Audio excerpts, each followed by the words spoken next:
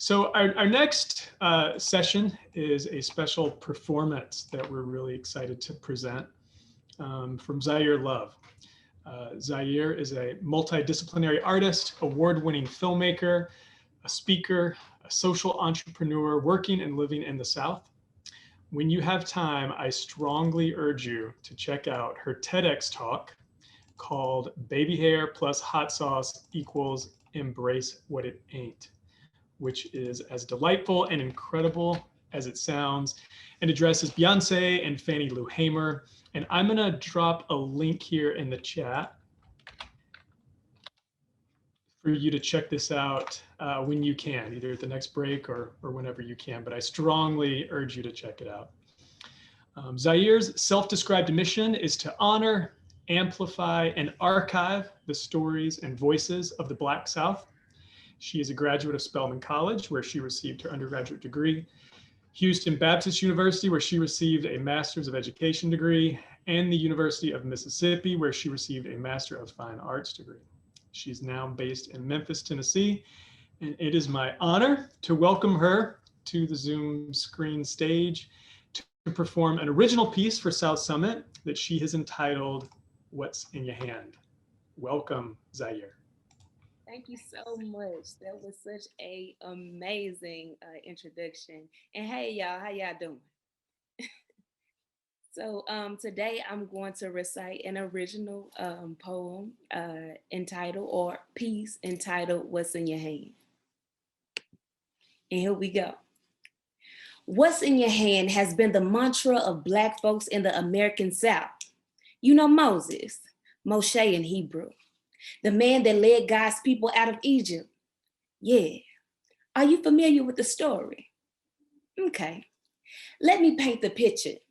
You see, Pharaoh's army was after the Israelites and gaining on them ever so fast.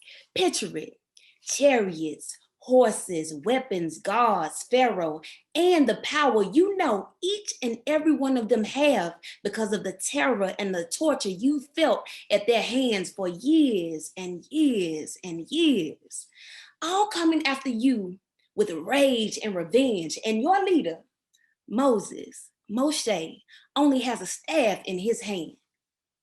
What confidence do you have? What confidence does your enemy have knowing that you have nothing but hope and a staff in your hand? In church, the motherboard would shout, "Come on, somebody," right here. And then you see the Red Sea. Now, all you can think about is the terror that is behind you and the terror that faces you. Disempowerment, destruction, death is breathing down your neck. In your mind, you're trying to decide which terror to take because your leader has nothing but a staff. And just when you sided with one terror that will lead to your death, that staff in your leader's hand parts the Red Sea. Frightened by the miracle and amazed by the new way, you choose the terror or the miracle that's in front of you. Pharaoh and his army are still charging towards you as the sea stands in mid-air on both sides. What is happening? Is this happening? These are your thoughts. You make it to the other side, and just as the last Israelites' feet touch the ground, the Red Sea drops down and smothers your enemy. Tell me, what is in your hand? See, this is one of the biblical stories my familiar ancestors believed and passed down their belief. I can imagine them hearing the story and reading the story and thinking, if the God of the Bible did it for the Israelites, can't God do it for Black folks in the South? Can't he do it in Mississippi? See, we only got a staff, but I heard that all you need when you got God, he is the staff to do miracles, to smother enemies, to get free. The belief was and is Black folks' power in the South. I'm not saying belief in only the God of the Bible. See, that's my family's history. I'm saying belief, period. Belief is the power. The power is belief. We come from a people who believe that whatever was in their hands could be used to make their lives better. Even when Pharaoh's army of white folks with rage and revenge were behind them in the Red Sea, or the never-ending fields were in front of them, the power of believing in or on something with whatever you have is your miracle. See, Black folks in the South be making miracles. Don't believe me? Put pig scraps in Black folks' hand and get some other pig feasts and chitterlings. Put scraps of all kinds of food in Black folks' hand and watch them make gumbo. Put a harmonica in Black folks' hand and listen to the blues. Put the Underground Railroad in Black folks' hand and get free with Harriet. Put a Bible in Black folks' hand and inspire a revolution like Nat Turner. Put mustard in Black folks' hand and see them heal that burn. Put a freedom flyer in Black folks' hand and shake up presidents with your testimony like Fannie Lou Hamer. Put a pen in Black folks' hand and get prophetic speeches from Dr. Martin Luther King Jr. Put a comb in Black folks' hand and get elaborate hairstyles like braids and weaves and cornrows and wraps and things.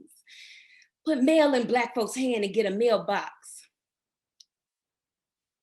Put a beat and rhythm in Black folks' hand and get hip hop. You see where I'm going? So I ask, what's in your hand? The power is always in you, even if you only have a staff. With belief, that staff becomes anything your mind, will, and work tells it to be. Can I say that again? With belief, that staff becomes anything your mind, will, and work tells it to be. So, what's in your hand?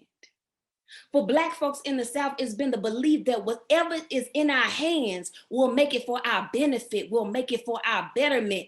What other choice did we and do we have? Making something out of nothing has been the way of life, and believing nothing could be something if brought to life. Imagine your oppressor thinking that your staff was just a staff. Imagine them thinking those scraps were just scraps. Imagine them thinking those songs were just songs. Imagine them thinking those churches were just churches. Imagine them thinking living room meetings were just living room meetings. Imagine them thinking the least is less. Imagine them knowing you got a power to believe, a power to survive, a power to thrive. Belief is indeed our power. It fuels our power. But the good book says, faith without works is dead.